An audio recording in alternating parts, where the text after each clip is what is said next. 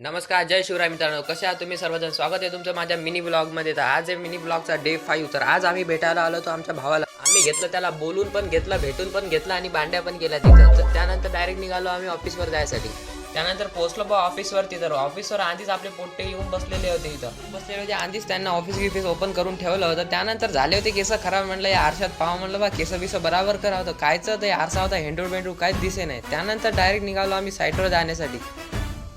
त्यानंतर अथर्व म्हणे बा मी गेम प्ले केला म्हणे, तसा करायचा म्हणे मला व्हॉइस रेकॉर्ड. तर म्हटलं घरी जाऊन कर मस्त निवांत आरामात. तर नाही म्हणे आपण थांबू म्हणे इथं रस्त्यातच.